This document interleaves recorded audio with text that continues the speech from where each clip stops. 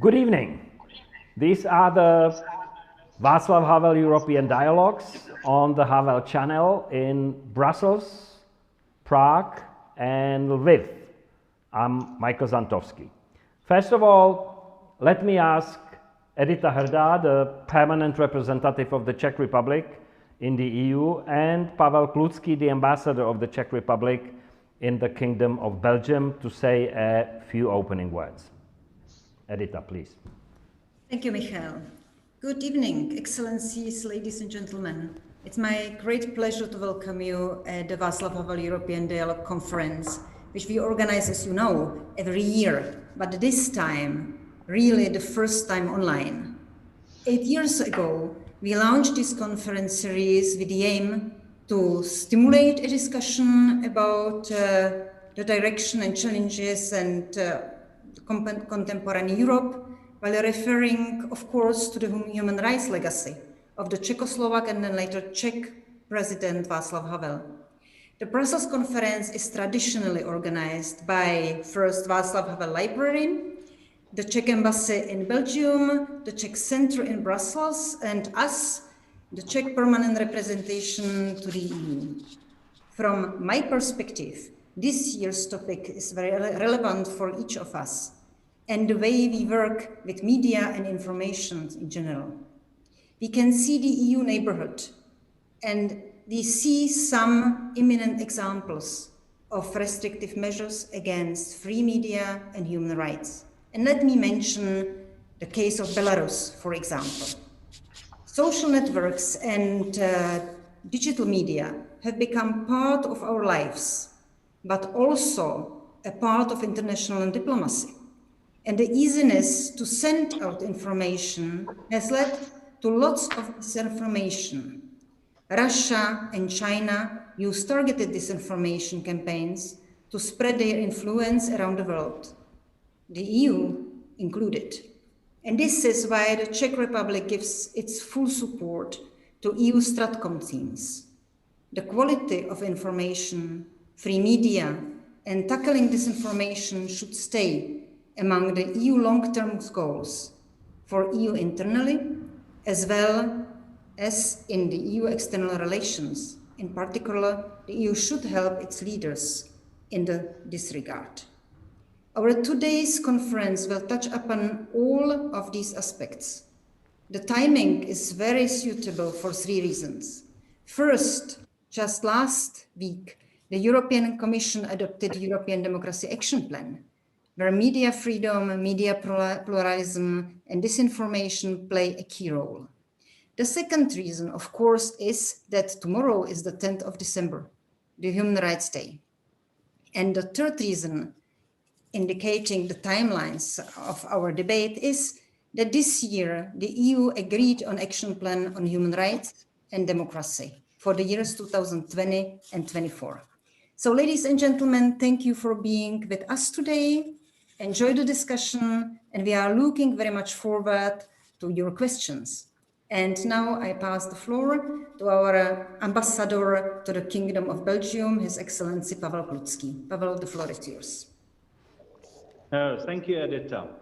Excellencies, ladies and gentlemen, dear friends, I'm very honored to open today with my colleagues here a video conference within the frame of traditional Havel dialogues here, held in Brussels for many years. This conference is dealing with one of the most burning topics, a connection between free media and free society. Unlike a few years ago, media freedom issues are more complex, and more than ever, we simply need innovative solutions. In the old days, we were usually dealing with media freedom suppression caused by governments. And now in the era of globalization, there are more players, and definitely it is much more complicated. The very existence of free global social platforms and other online media is endangered by certain states that would like to limit promotion of pluralism and freedom of information. It is also true that there is a legitimate interest to reduce some of the negative manifestation of hatred in all its different kinds. However, a line between the freedom and the restriction is very thin. Here I would like to quote a Czech philosopher, Jan Patočka, who wrote, "The most interesting thing about the responsibility, it is that we carry it with us everywhere." Having said that, I should stress that we should not be shy about suppressing fake news that are aimed at undermining democracy and free elections. For instance, false news on COVID-19 vaccinations are example how media could complicate the management of the current pandemic. Dear friends, I would like to wish you all an enjoyable discussion, and I finish with two daring questions to spice up our debate. The first one, can false news destabilize democracy? Second one, how to make antibodies for it? Thank you for your attention. Well, thank you, Edita, and thank you, Pavel. I know that some of the speakers are excellencies, but some are not, and you are all excellent speakers, so we will leave it at that, okay? This year, the dialogues would like to pose a question: do free media equal free society? And it is fair to say that never before has the category of media encompassed so many diverse, versatile, and ever-changing instruments of communication, with so many business models and marketing strategies. So even to begin to answer the question requires some tentative definitions of what is a free media and what is a free society. Traditionally, free media was understood to be a media that makes the full use of the freedom of expression and that is free from constraints by the state, by the government. They were also meant to be independent, which is to exercise editorial freedom regardless of its ownership or political bias or affiliation. And finally, although this is rarely made explicit, they were also assumed to be competent, fair, unprejudiced, etc. So let's think whether this is a fair description of the media situation today or not. I think the glass is not entirely full. So this led us to posing a few questions for the speakers in today's dialogues. Are one type of media, the public media, still the indispensable fourth pillar of democracy? How has the role of media in the process of democratization changed over time? Are media helpful to the process of democratization, or are they also a part of the problem today? Can they, the traditional media, can they be replaced by social networks? What is the role of the national and transnational actors?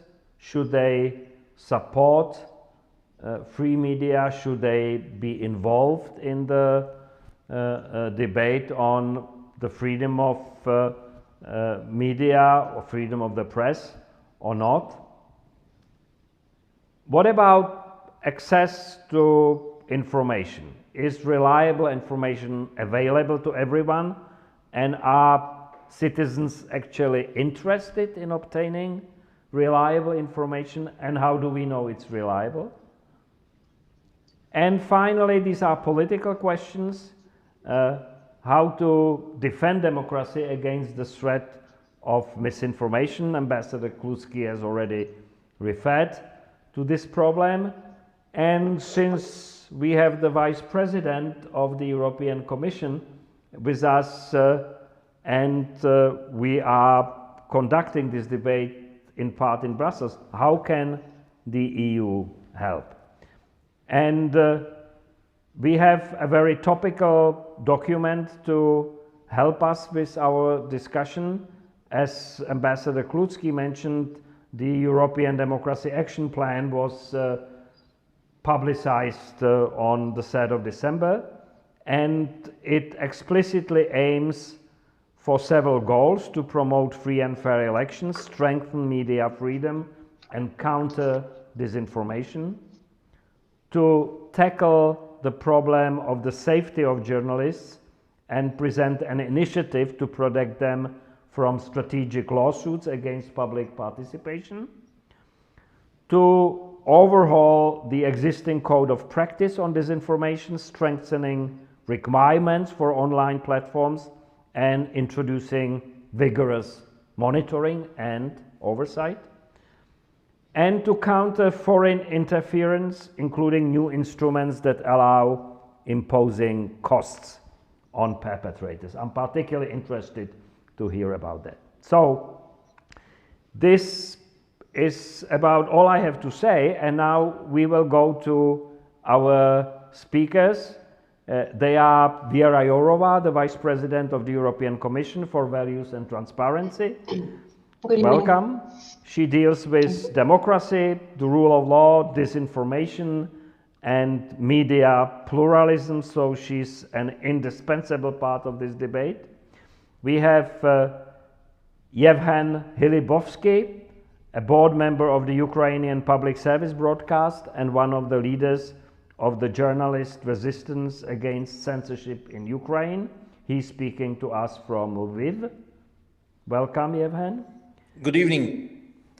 We have Daniel Michaels, the chief of the Brussels Bureau for the Wall Street Journal, a reporter and editor with the Wall Street Journal since 1993, who also covered Central Europe's transition in the 1990s. So he's an old hand. Welcome, Daniel. And last but not least, we have an academic voice, Václav Štětka, who is a senior lecturer in communication and media studies at Loughborough University and has held academic and research positions at Masaryk University in Brno, University of Oxford, and Charles University in Prague. And he is, since 2016, a member of the Center for Research in Communication and Culture at the Loughborough University. So we shall start with the Vice President, and I assume you will all want to make a few introductory remarks. I will ask you not to make them too long so that we have some time for give and take and for some questions from our viewers and listeners on the Facebook and YouTube. Věra, please. Yeah, thank you very much, Mikhail. Good evening, everybody. Thank you for inviting me. This is a really hot topic of these days. We have new data on the situation of media in Europe from the survey, which is called Monitor Pluralism, Media Pluralism Monitor, where Mr. Štětka was one of the academics working on that. So I used the opportunity also to greet him and to thank him for his work. We have measured 4 indicators: the conditions for the work of journalists, political pressure, economic pressure, and inclusivity, or how to put it, how inclusive the work of media is. In all 4 factors, we see deteriorating tendencies. Yeah, so it is not a rosy picture at all, especially in some member states. Everybody can find the survey. And when we realize that the media play an incredibly important role to support democratic processes and to make people informed and vigilant, if you like. I don't have to speak more about the role of free media in democratic society. Well, this is alarming and something which we had to covered by some political decisions. I speak on behalf of the Commission. And it's for the first time, by the way, the Commission and the EU, if I may upgrade this to the EU, doesn't have strong competencies in the field of media. But as somebody who is responsible for values, among other things for democracy, I am really concerned about the weakening position of media. And that's why we came with the Democracy Action Plan, which was quoted several times, and with the Media Action Plan last week. We adopted those two documents. My Democracy Action Plan is strengthening the role of media, better to say, addressing the issue of security of journalists, abusive litigation, transparency of ownership of media, conditions for the work of media, and also their role, their indispensable role in fighting against disinformation. Because it's not about removing content. No, it's about providing facts and objective news, first of all. Yeah, so we are covering here the role of media, and also I am foreseeing some legislative initiatives for the next year, especially the initiative against the abusive litigation against journalists. And in the second document, it's the media plan. There is a lot of proposals, or better to say plans, how to finance media and how to keep them alive economically. And this is, I would not underestimate this factor, because what we see, the very disbalanced business model now, when the money of advertisers moved to online sphere, Google and Facebook get 50% of advertisers' money.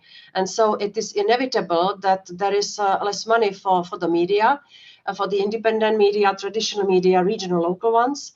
And I think you will agree with me that the economically weaker media are, the easier targets they are for politicization, also by means of public money being paid through the public advertisement. And the EU will also be financing programs to support media, but we are not buying editorial gratitude. Yeah, we are not buying propaganda, and nobody should do that from the public money. So I am touching upon several different things which you can find in the Democracy Action Plan, but I want to show that we are dealing both with the role of media as democratic watchdogs and economic actors who are now also, due to COVID, under huge financial distress and need the support. I know, Michael, you wanted me to be short. So I am available for the questions on disinformation, on other things. Well, we are planning next week also the regulation, continuation of our work on regulation on digital things or digital sphere. I am available also to tell you this. I just want to stress one thing: to work on this, on digital regulation, on this Democracy Action Plan. It's an incredible difficult task, which I have. It's me who is leading the work to decrease the level of disinformation, to increase the transparent political marketing and so on, without damaging the freedom of speech. And I want to stress it here. And I speak also under the control of Václav Havel, who is there on my wall, that we must not cure the symptoms and at the same time making it worse. Yeah, the cure must not be worse than the symptoms. And this was my big fear, that we will go too far. But I'm really very, very careful and vigilant not to regulate on the content.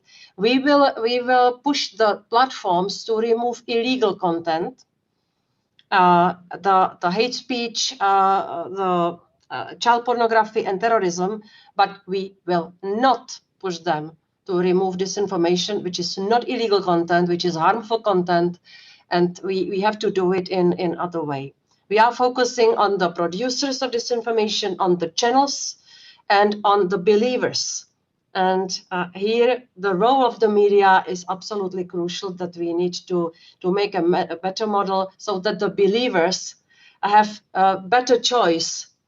Let them believe what they want, but let they also have a chance to make a free choice by reading trustworthy, objective news based on the facts. I am silent now. I know I speak too long. Thank you. No, you didn't speak too long. Thank you, Vera. Thank you so much.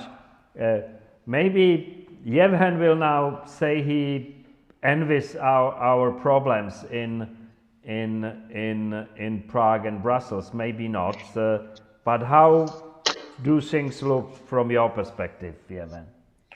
Oh, things look like a lot of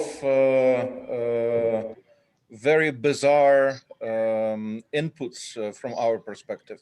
Ukraine, in a sense, is on a fault line between different systems of values, and it's all but logical that Ukraine faces these issues before, and some of the issues become visible and vivid in Ukraine before they become visible and vivid elsewhere.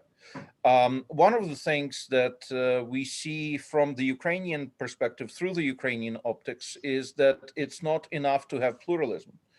Pluralism is not freedom. It's a step towards freedom, but it's not freedom. So having many media that have different opinions doesn't constitute free exchange of information.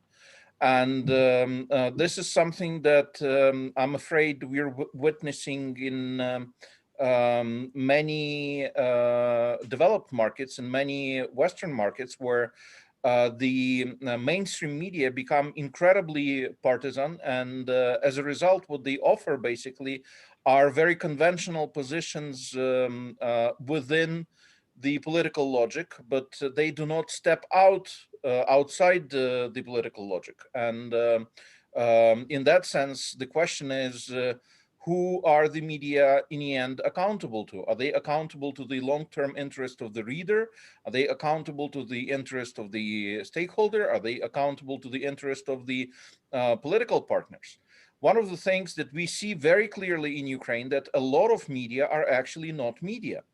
We often have the shells of the media, but in fact, these are political tools, or these are defense tools, or I would actually claim not defense, but offense tools. As for instance, we have Russia-owned or Russia proxy-owned media in Ukraine, whose sole purpose is to disrupt the public discourse. What they do is they simply disseminate disinformation. They attack the integrity of the institutions. They're not trying to be critical. They're actually trying to be skeptical, and what they're trying to achieve is the skepticism as a basic approach to institutions. And this is exactly something that leads to degradation of public trust in its ability to influence the lives of the people. Then we see that the social networks, which are definitely not media, in many senses take the role of the media, because especially in societies that are in transit, what's important is that the content is selected on a basis of personal friendship with the source, with the friend who is posting the material. So, and it's a much stronger bond than in many cases a bond that is created by institutional trust to professional media. So as a result, we have people that very often get their news, for instance, from Facebook, but are incredibly misinformed. They're not fully informed.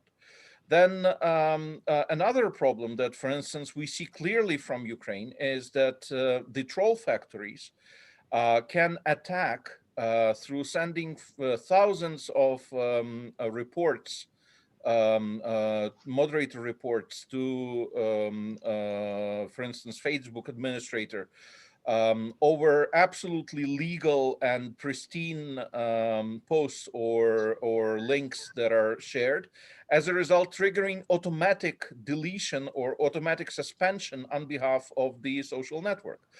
And if in case of misinformation that was spread, for instance, by some of the false news spreaders in the United States during the campaign, we saw Twitter and Facebook sending extra, providing extra caption in the bottom saying that this information has not been proven or something like this. In case of Ukraine, what we often see is that the Russian troll factories are succeeding in actually blocking the sources that are reliable. And in that sense, the moderation on behalf of social networks goes 1 or 2 steps behind the necessity. Also, I would stress that it's not only the state or not only the foreign state that can be the problem. It's actually the in countries like Ukraine, it's our own government that may be the problem. For instance, the Ukrainian government has had a very sustainable policy of defunding public service broadcast. The public service broadcast has never been funded in full. And actually, most of the years it has been on the so-called survival budget. And this is one of the ways how the government is creating warm bath to politically engaged private media outlets. And what we see is that approaches that we see from countries like Ukraine are then being copy-pasted to other countries like Hungary, Poland, and on and on and on. So I would put it this way. It's very important that we actually can differentiate the media from those that are camouflaging themselves as media. It's very important that we still have open debate, and that debate does not repeat the political logic that is created by political strategists or big money or lobbyists, but there's actually space for other views, other angles. It's important that we do not substitute pluralism for freedom. And it's important that we stay vigilant because those who are attacking the freedom are usually staying 1 step ahead, both technologically and in terms of creativity, than those who defend the freedom. Well, that's a lot of food for thought, Yevhen. Thank you for a very well-considered contribution. And now let's turn to the journalists. I mean, it's about that trade too. I used to belong it a long time ago. Dan, floor is yours.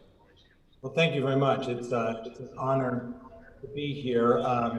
Journalism is something I spend a lot of time doing, but not something I spend a lot of time thinking about in the more social context. So, pleasure in that you've given me a reason to scratch my head on it. And I was reflecting on the question of do free media equal free society, and it made me wonder what is free media. And that's not just because you reporters hate answering questions. We prefer to ask questions, and general rule is to answer a question with a question. But also because I happen to be reading a biography of Alexander Hamilton. And I would say that the first sort of enshrinement of free then press was in the US Constitution. And back in 1791, free press and free press looked very different. First of all, it was literally on presses like Gutenberg's press. And what was written probably looked more like what's found on the internet these days. It was pamphlets that were opinionated. There was a lot of character assassination, innuendo, slander. People like Hamilton and Thomas Jefferson and James Madison went at each other brutally through the press. And it's not what the image you'd get, for example, in what is now the Disney movie of Hamilton. Hamilton was a propagandist in many ways, which made me think also of another movie, this one really about journalism, 150 years later, Citizen Kane, because the character there, who was really William Randolph Hearst, started out as a crusading journalist and wanted to help people and wanted to elevate people, but he got lured by profit, by power, and became much more focused on business and selling newspapers. And arguably his effect on journalism was somewhat similar to that of Google, Facebook these days, and kind of sucking all the money out of it. He engaged in brutal competition with another famous journalist, Joseph Pulitzer. The two of them created what in America we called yellow journalism, which focused more on scandals and the then equivalent of clickbait. And they weren't focused on objectivity or really reporting news. They just wanted to sell newspapers. Perhaps it's an irony that today we celebrate journalism through the Pulitzer Prize. But I think it's safe to say that nothing that Pulitzer himself was responsible for would win a Pulitzer Prize these days. But in my lifetime, the Pulitzer Prize has been the gold standard for free press, what free media can accomplish. And, before I was born, but I was born into a golden age of journalism in America. After World War II, when the United States was the world's beacon of freedom, US media were the sort of the gold standard. And they were the paragon of respectability. American newspapers, including mine, were owned by families that in the day got rich by letting hard-driving reporters and editors do great journalism, and great journalism sold. And what counted as great journalism was objective and tried to be neutral. Even television in those days, people like Walter Cronkite was the most respected man in America. It was a TV journalist who took on Joseph McCarthy and essentially ended the McCarthy era. And I came of age during Watergate and there are the Pentagon Papers. And when I was young, journalists were heroes. The Washington Post for bringing down Nixon. The New York Times for publishing the Pentagon Papers after the Post got blocked. I grew up and sort of entered this business idolizing those people. Sort of journalists were superheroes, but to be realistic, the journalists were superheroes because they had a force field protecting them. And what we see, there were, in the movies that celebrated them, All the President's Men, and more recently The Post, it was the courts that protected the journalists, and the journalists were fearless because they knew the judges would defend them. And even journalism that wasn't so high-minded has been defended, which brings me to, I think, the last movie that I will mention, which is one from a Czech director, The People versus Larry Flynt by Milos Forman. And one of the reasons I thought of this was that Forman once said, I tried to find the exact quote, but I couldn't, but he said that he loved the story because he grew up in communist totalitarian Czechoslovakia, and he loved it in America. A pornographer could be taken to the Supreme Court and win.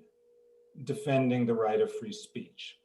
And I found a quote that something Foreman did say around that time about Czechoslovakia when he was young, that free speech was lost incrementally. Each regime opened the door a crack for censorship, just to get rid of smut, they said.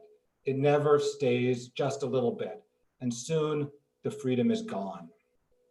So as a reporter, I would love to say that we reporters are the saviors of free society, but I think that we reporters would be nowhere without objective and independent judges and the rule of law. Yeah. Well, thank you very much, Dan, for your contribution and for the references to several films that we all like and enjoy.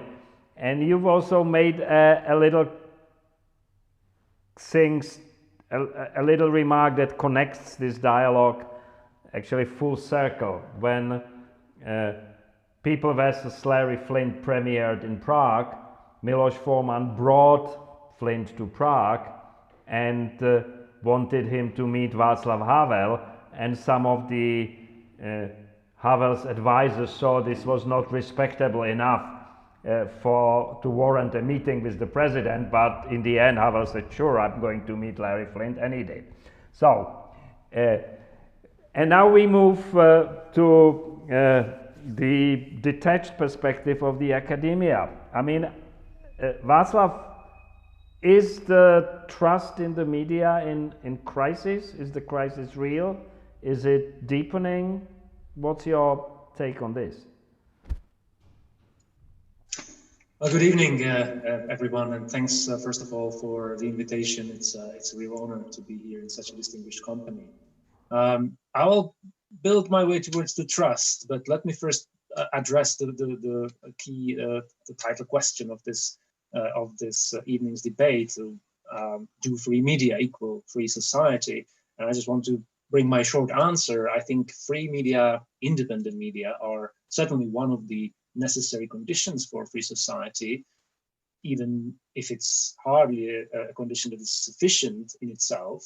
But in general, I think the importance of free media for free society has been long established and agreed upon.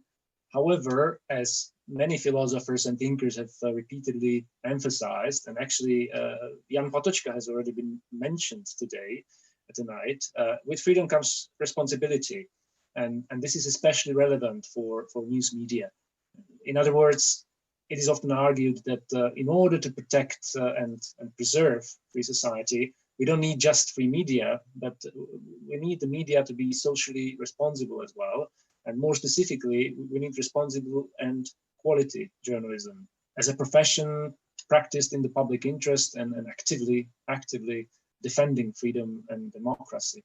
And arguably, it is precisely this kind of journalism that is currently under the biggest threat, and often, of course, for different reasons. And that's actually something I wanted to focus on in this initial intervention, because in my opinion, this is precisely the source of certain confusion and misunderstanding in the international debates about contemporary threats to the independent quality journalism. Now, speaking from personal experiences, a number of times when I have been talking about the situation of media in Central and Eastern Europe with academic colleagues and journalists from Western Europe or the US, I have felt like I was using kind of a different language than many of them, as their concerns about the state of media environment were of rather different nature than what I was describing.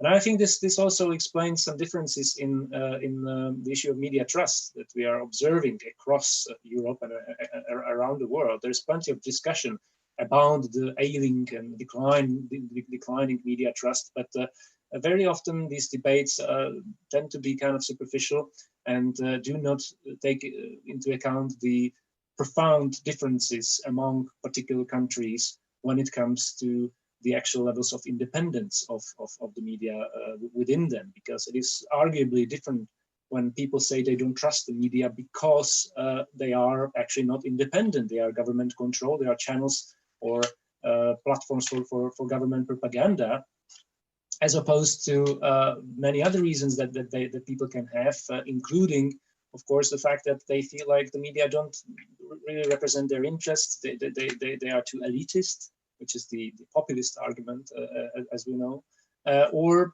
that they are the channels for disinformation. And we need to tackle these differences among countries and different types of population and audiences in the way that they build their sort of emotional attachment to the media and express their opinions about the way they trust them or mistrust them. So I'm sure that there will be an opportunity to further elaborate on these points in the discussion, but I just wanted to sort of make it clear that what needs to be recognized, in my view, is the fact that both public and policy debates about the issue of media freedom and the ability of journalists to stand up for democracy, they're often relying on overtly generalized assumptions, sort of one-size-fits-all approaches. And this is particularly true with regards to digital platforms, which nowadays are portrayed as sort of the main villains of the information environment. And not that this would be necessarily untrue. I'm not here to defend digital platforms, but I believe that in searching for answers to the problem of disinformation and fake news, especially, we need to take into account that in countries with significant level of government control of the media, the online world, and that includes digital platforms as well, might serve as sort of a counterbalance to the government-controlled part of the news media ecosystem, and perhaps also the last sort of safe haven for independent journalism. So I will leave it here for now, and I hope, you know, in this debate, in this panel, which is very international, we can contribute to the unpacking of some of these dilemmas and help better understand the situation and needs of particular national media ecosystems, both with regards to freedom and trust as well. Yes, thank you so much, Václav. So we have a few topics that one or more of our speakers have brought up, and that seem to be coming back in each successive contribution. And one is the role of the public media, and Yevhen spoke about that extensively, and I was a little intrigued by him saying that the government is in fact defunding the public media to support other media, or to give advantage to other media. In the past, historically, it was the governments that sometimes tried to make use of the public media to their own benefit, and in some countries, in Poland, you could argue that the government there is still involved in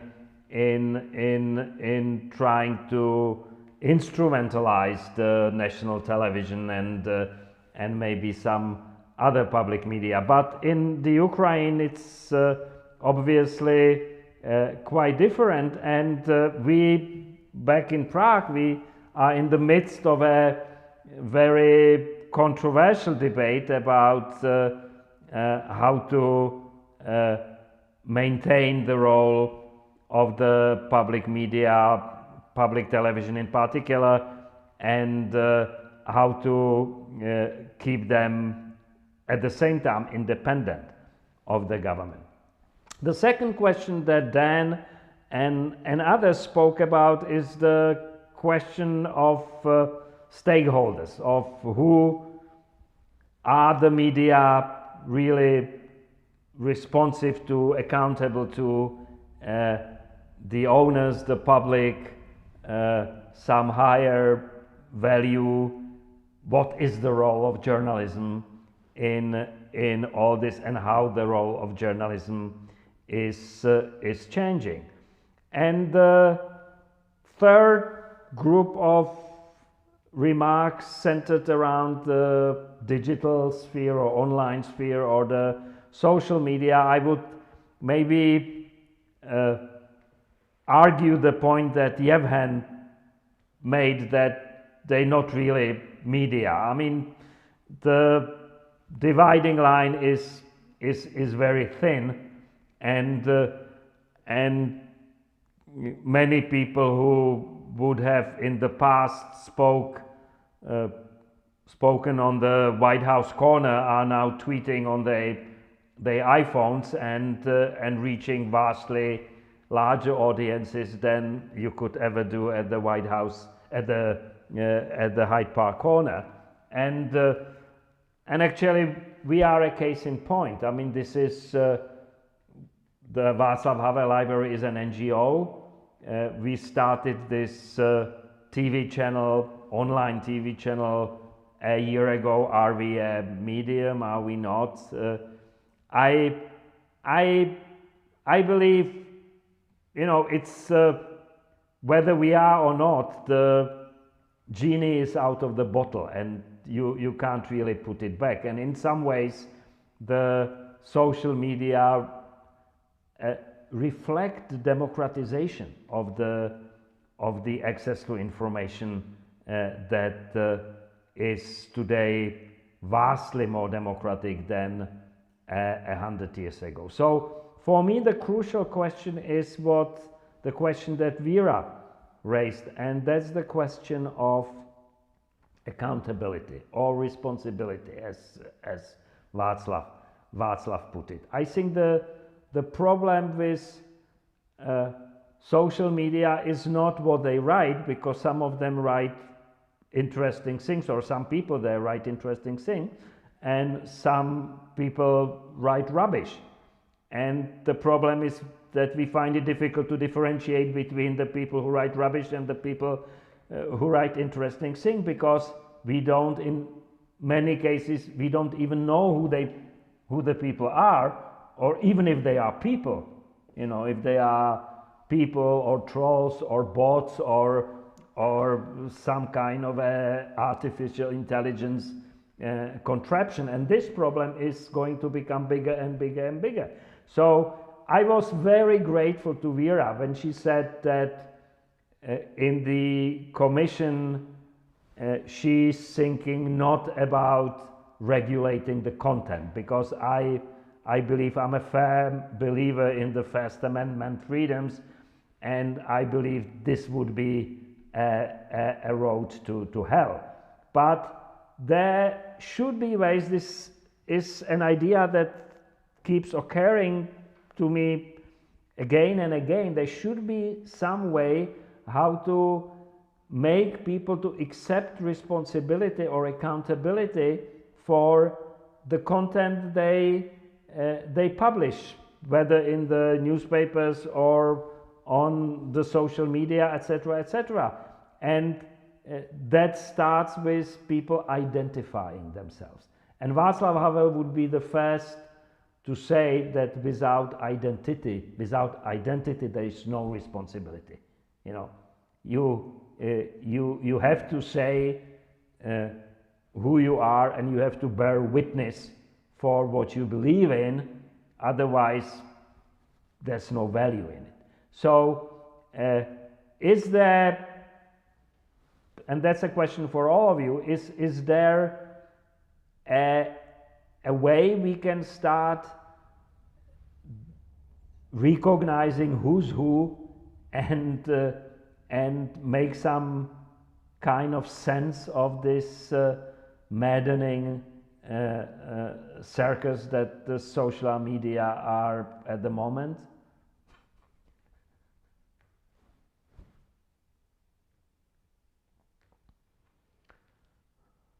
Vera? Mike. You have to give us a second. They switched me off. You're back on. I was that's silenced. Our way of regulating the media. Okay. It's a censorship. I remember very well when I was in Stockholm, it was sometimes beginning maybe 2017, no, 16. It was just at the moment when we were discussing with Facebook, Google, Microsoft, YouTube, some others, about how to decrease the appearance of hate speech. Because if you remember, it was the undrinkable toxic cocktail of migration and terrorism in 2016, which reflected online in the social media, and the violence online had really a potential to transfer into the offline to the real world, and we were very scared by that. And in Stockholm, I announced that we will have an agreement with the social media, with the platforms, that they will somehow they will start removing the violent messages and threatening and these kind of things. Immediately, I was called censor. I was recommended to read Orwell and so on. You can imagine. But I had to clarify also for myself that this is the right way to go with my mantra. What is illegal offline must be also deemed and punished as illegal online. And here comes the idea of and the principle of freedom of speech. I think I have a very healthy instinct on the need to protect the freedom of speech because of my history. I remember well the only authoritative truth and doctrine. So I think that I'm well placed now to work on that. But here comes the issue which Michale, you said about the anonymity and identity. Because now as a lawyer, I can tell you, it's for me as a lawyer, it's a nonsense to protect the freedom of speech of Mr. Nobody. Yeah, so this is a legal assessment. Of course, when we discuss the anonymity online, we have to pay attention to the fact that sometimes the people must be anonymous because there might be some persecution against them. And it's imaginable also in the EU. Yeah, so we have to be very, very careful. If I can still add something also to reflect on what was said before, I don't belong to those who blame the digital media and social media for every failure. I am not bashing them as some others.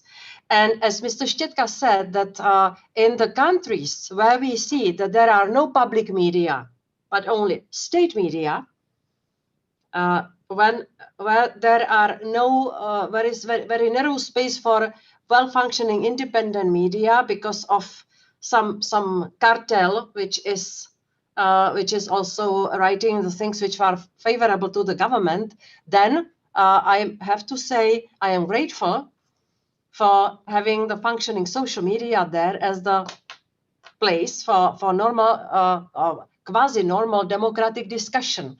Quasi because we are all in the bubbles and the algorithm issue, but I don't want to open this. And my program here in Commission is to democratize digital and digitalize democracy, because we need to do both, and we need to support what's positive and decrease or rule on the things which are risky.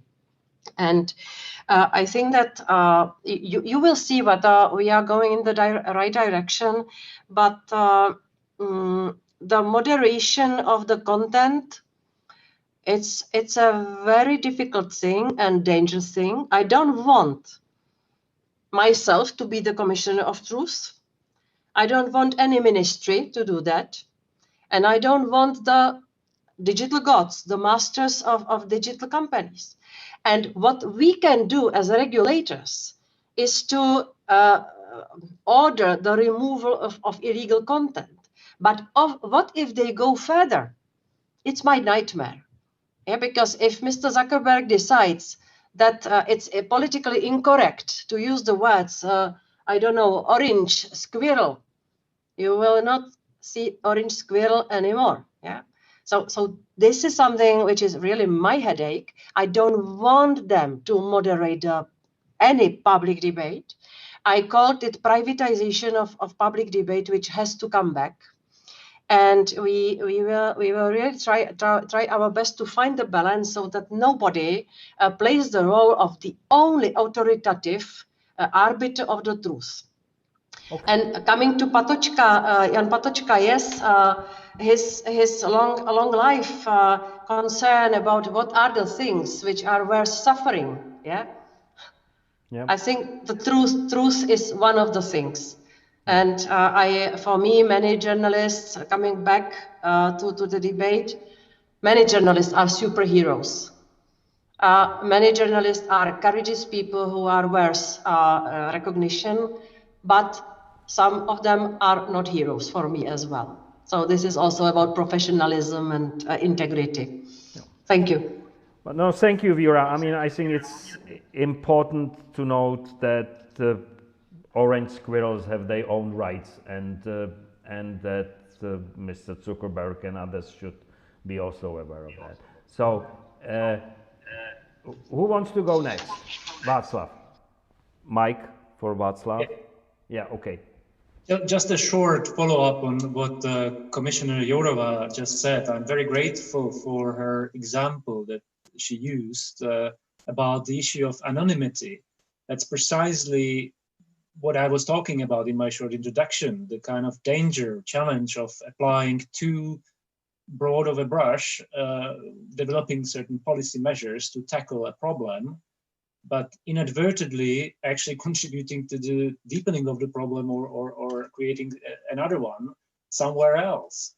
So the demand that is quite rightly expressed in many countries for social media to sort of impose the duty of de-anonymizing the public discussion because of issues like hate speech, of course, that can become a whip in the hands of authoritarian or semi-authoritarian governments that can easily detect some opposition members and members of the public that express opinions that are not welcomed by the government.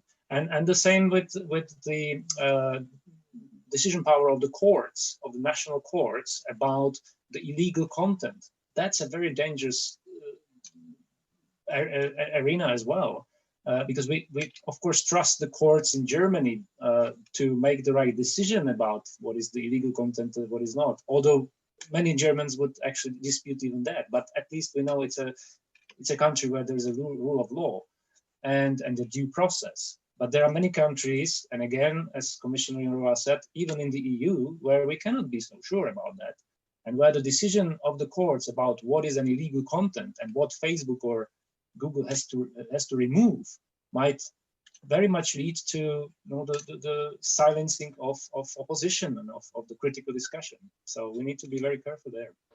Yeah, absolutely. But I also think, Václav, that we have to differentiate between the issues of content, and there I'm absolutely with you and Vera on content, and the question of accountability or anonymity or identity. It's from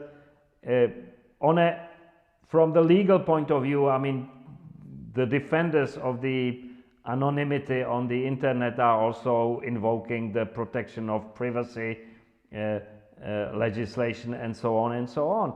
But let's face it, if I want to go on the internet, on the Facebook, I have a choice. I can form a small group and say whatever I want to the group.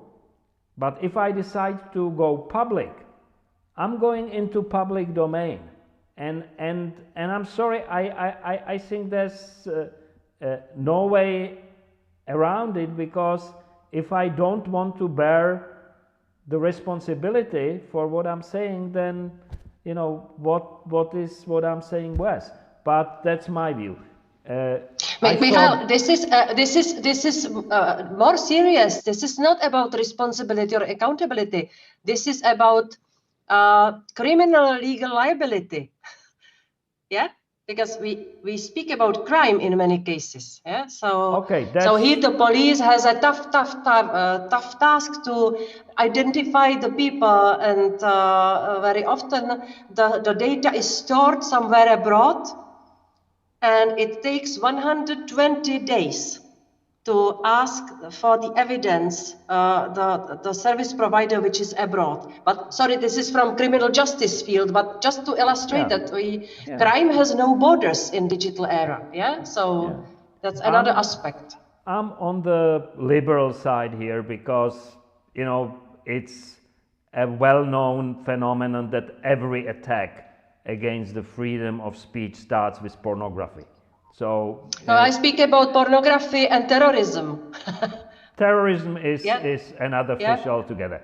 I saw Dan wanted to speak. Yeah, we focus a lot on the content itself, but to what Commissioner Jourova was mentioning about the privatization of public discourse, this is a digital problem that maybe needs more of a digital solution, taking a step back at looking at something like algorithms, that if we're trusting our fora, our agora to Facebook and other platforms, we don't know what secret sauce they're using. I mean, all of these platforms have become or are driven by algorithms that are controlling our discourse. So maybe that's as much the issue. There are a lot of people out there who probably weren't consumers of media in the past, who are now consuming social media and in very tribal groups. And this is great business for platforms because they can then advertise to these people and market to them. And the engines that are driving all of that are completely opaque to everybody. I mean, I think if you look at what's going on in the United States now, there are completely alternate realities about the outcome of the election. And those alternate realities are being fed by alternate and completely exclusive media channels. Okay, Yevhen? Yes, thank you so much. I think there's one thing that we missed in this discussion, which I think is important, and it deals more with the identity side of the equation. And this is education, and because what happens with this digital advance is the ethics change. And the question is, do we change our educational system to accommodate this change fast enough? Are young people who are going into the educational system, do they get the training that would allow them to operate freely and safely in this new environment? Then the question is, what do we do with people who were trained along other lines? What do we do with older people?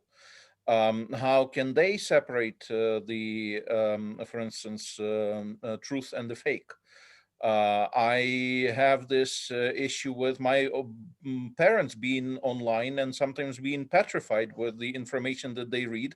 And then it takes me a lot of loving conversations to say that, okay, well, don't trust this source and look, for confirmation in the other source. And the question is, are we actually investing into the right place?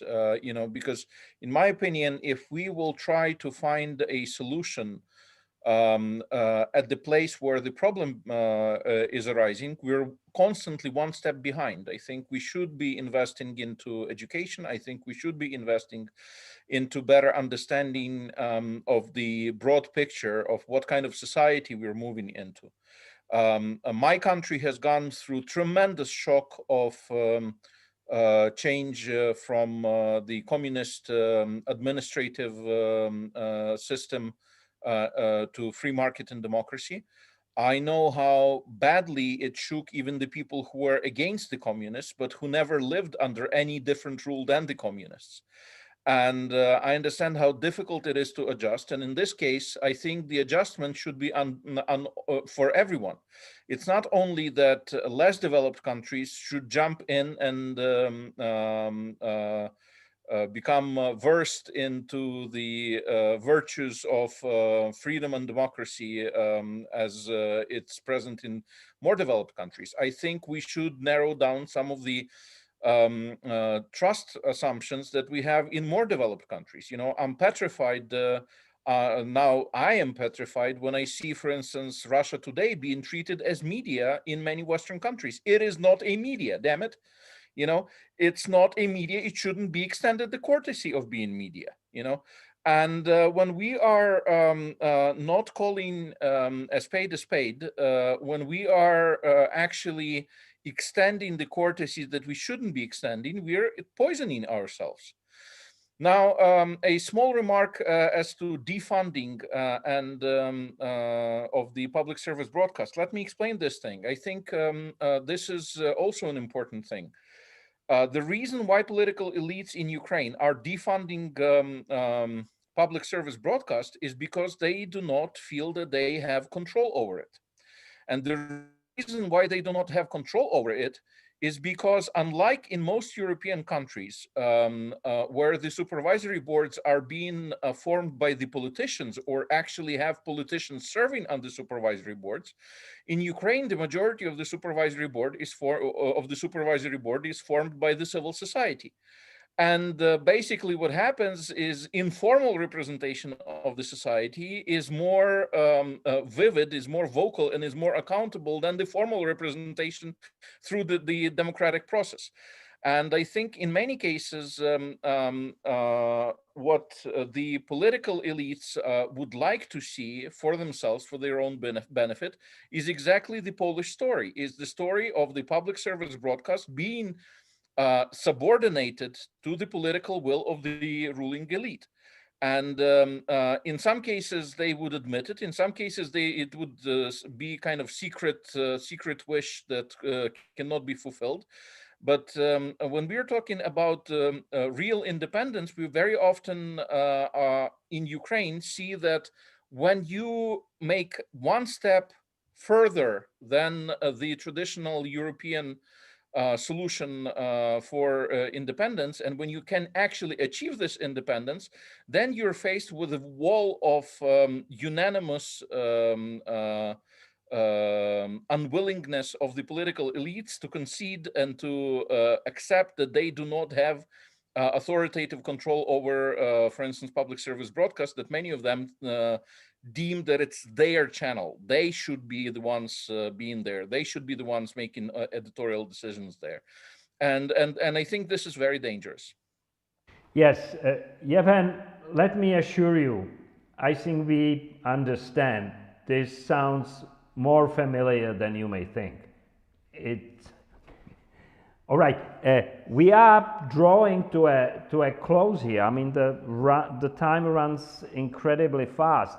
And we have a topical question from our audience about media and the pandemics. How did, in your opinion, media do their job at the beginning of the epidemics? Did they do a good job? Did they contribute to the problem? Václav, I see you want to pitch in, please. Yeah, I'm glad that this question was asked. That actually flows into the stream of discussion we've had, and starting with trust and then over to the public service media. I don't want to focus on the negatives, actually, because there's a lot of negative things that can be said about how the media contributed to the worsening of the problem with the pandemics. But I actually want to focus on something positive, and that is something that stems from data we have about audience behavior across Europe. There have been a couple of studies already done. I've been involved in one of those, measuring basically how people change their news consumption habits during the pandemic. And we've seen a very unanimous picture across Europe in almost every country, the medium that grew in popularity in their reach as well as in trust was the public service broadcaster. So this gives us certain hope and also a sort of a hint at what needs to be done in terms of the future of public service broadcasting as an institution.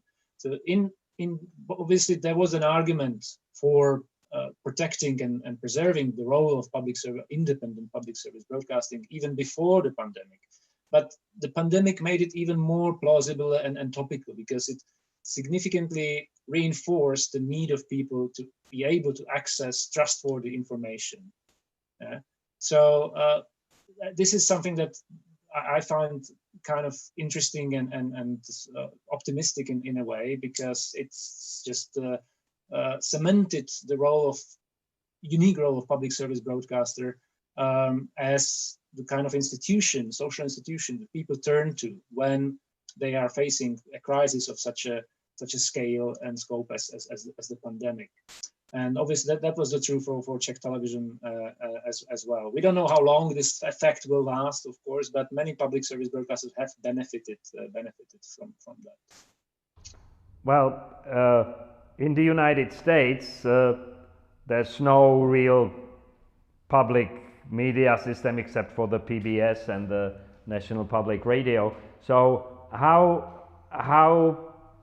did the media acquit themselves of their role here during the pandemics, Dan? I think it varied quite widely, and sadly, there was very much broadly a political alignment.